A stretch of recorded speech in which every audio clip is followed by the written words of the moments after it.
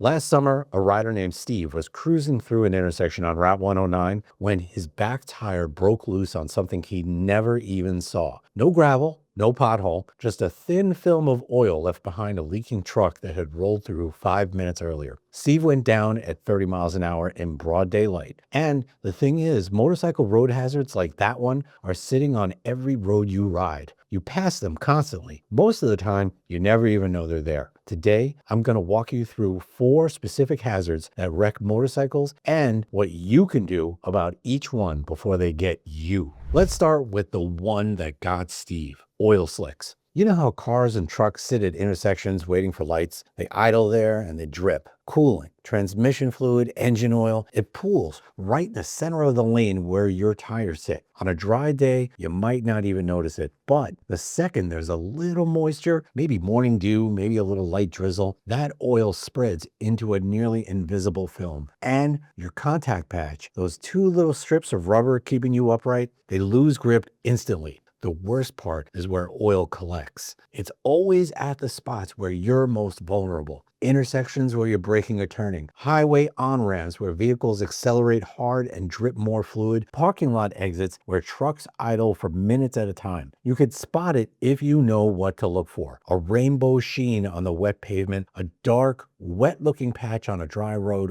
or that slightly greasy texture you can see when the sun hits it at an angle. If you see any of those, straighten up, stay off the brakes, and roll through it. Trying to brake or swerve on an oil slick is how you end up on the ground. And here's what riders don't think about. If a leaking vehicle left that oil slick and you went down because of it, that's not just bad luck. The operator of that vehicle may be liable for your crash. If you can identify the source, whether it's a commercial truck, a delivery van, or a transit bus, there may be a real case there. I've seen these claims come together when riders or witnesses caught a plate number or there was camera footage nearby. Number 2, railroad tracks. If you've been riding in New York or Long Island, you've crossed plenty of these. And most of the time they're fine. But railroad tracks become a serious problem under specific conditions. When they're wet, they might as well be ice. When they're angled across your path instead of perpendicular, your front tire can catch the rail and slide sideways before you even know what happened. And when the road surface around the tracks is deteriorated, you've got uneven pavement, gaps, and exposed metal all competing to grab your wheel. The safe approach is simple, but it matters. Slow down before you reach the tracks, not on them.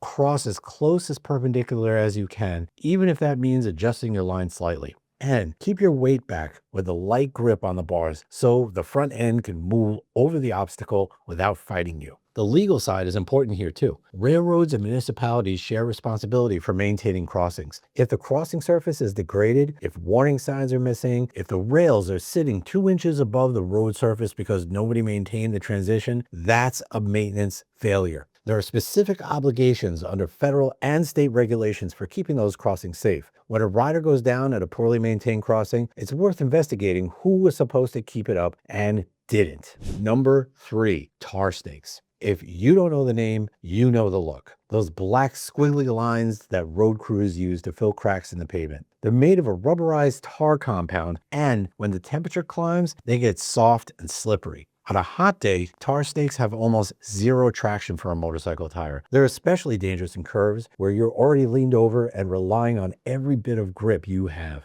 One tire crossing a thick tar snake mid-corner, and you could feel like the bike shifts under you. The problem is you can't always avoid them. Some roads are covered in them, especially older state routes that get patched instead of repaved. The best approach is to stay smooth. Don't make any sudden inputs over tar snakes. Don't brake hard, don't accelerate aggressively, and avoid crossing them while leaned over if you can manage your line. If the road is heavily patched, slow down and ride through upright. And if a tar snake or a badly applied road patch contributed to your crash, road maintenance contractors and the municipalities that hired them can be held responsible. Road surface repairs are supposed to meet safety standards. When the repair itself becomes the hazard, that's a failure someone should answer for. Number 4, painted road markings when wet. This one surprises a lot of riders because you see painted lines every single ride and they never seem dangerous until it rains. Wet paint, especially crosswalk markings, stop bars, lane arrows, and those wide fog lines become incredibly slick. The thermoplastic material they use doesn't absorb water. It sits on top, and your tire hydroplanes right over it.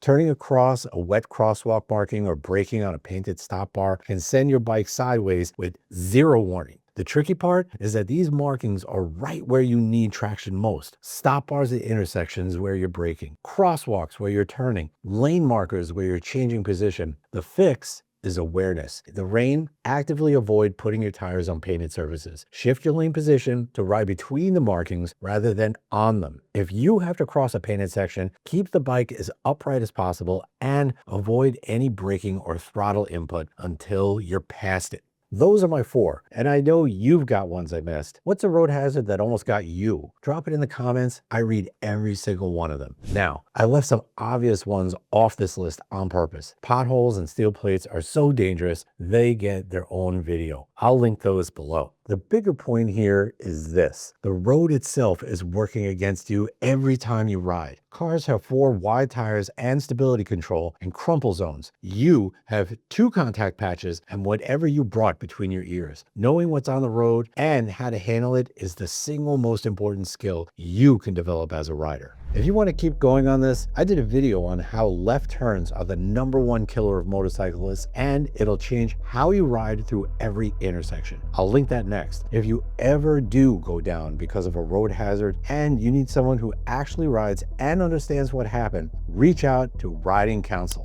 The link is in the description. Ride safe out there.